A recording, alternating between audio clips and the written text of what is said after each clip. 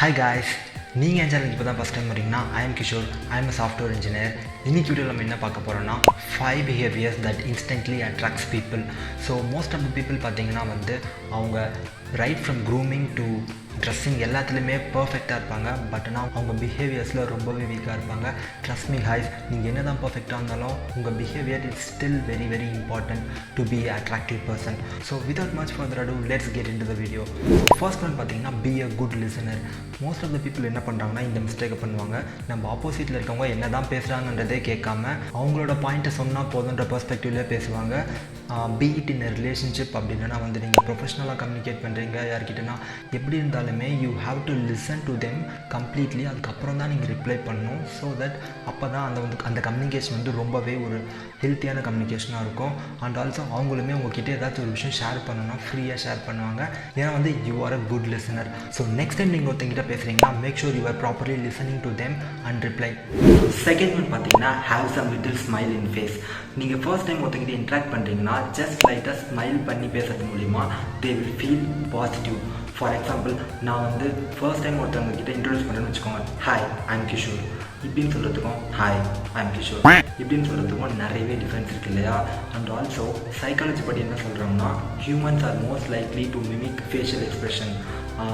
என்ன சொல்கிறேன்னா நம்ம ஒருத்தவங்களை பார்த்து ஸ்மைல் பண்ணுறோன்னா கண்டிப்பாக அவங்களும் நம்மளை பார்த்து ஸ்மைல் பேக் பண்ண தான் போகிறாங்க. So this way we can easily connect with people. And also இது நம்மளை ரொம்பவே ஒரு கூல் அண்ட் காமான பர்சனாக காட்டும். ஸோ நெக்ஸ்ட் டைம் நீங்கள் ஒருத்தங்கிட்ட கம்யூனிகேட் பண்ணுறீங்கன்னா make sure you are having little smile in face. அதுக்குன்னு எப்போ பார்த்தாலும் வச்சுட்டே இருக்காதீங்க. அது உங்களை லூஸ்ன்னு தான் நினைப்பாங்களே தவிர it won't give a good impression.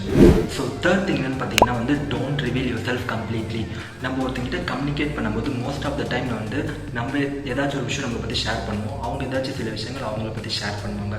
So உங்களை பற்றின சில விஷயங்கள் ஷேர் பண்ணுறது தப்பே கிடையாது. பட் ஆனால் நீங்கள் A to Z எல்லாத்தையுமே உங்களை பற்றி கம்ப்ளீட்டாக ஷேர் பண்ணாதீங்க.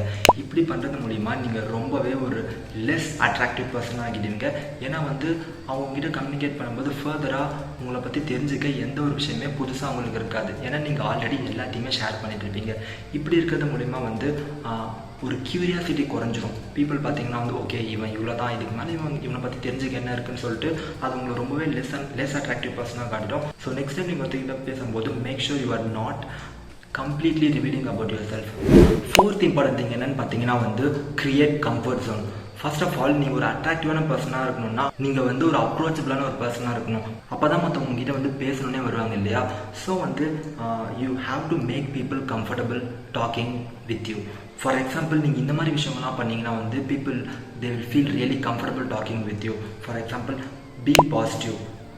உங்ககிட்ட அவங்க பேசும்போது அவங்ககிட்ட உண்மையிலேயே ஏதாச்சும் சில குவாலிட்டிஸ் உங்களுக்கு பிடிச்சதுன்னா you can compliment them if you genuinely like something about them.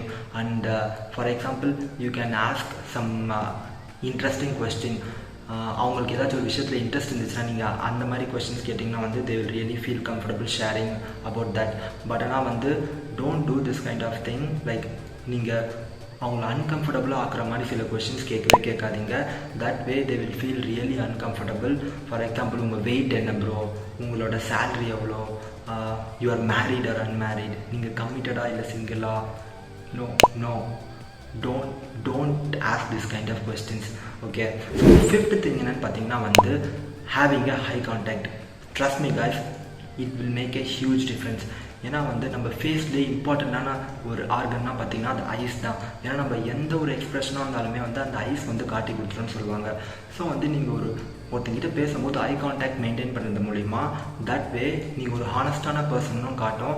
And also அது உங்களுக்கு ரொம்பவே ஒரு கான்ஃபிடென்ட்டான பர்சனாகவும் காட்டும். ஸோ இதெல்லாம் தான் நான் உங்களுக்கு இந்த வீடியோவில் ஷேர் பண்ணணும்னு நினச்சேன். உங்களுக்கு இந்த வீடியோ பிடிச்சிருந்தா make sure you like, share and subscribe to my channel. நான் உங்களை இன்னொரு வீடியோவில் பார்க்குறேன். until then bye from Kishore. Tata.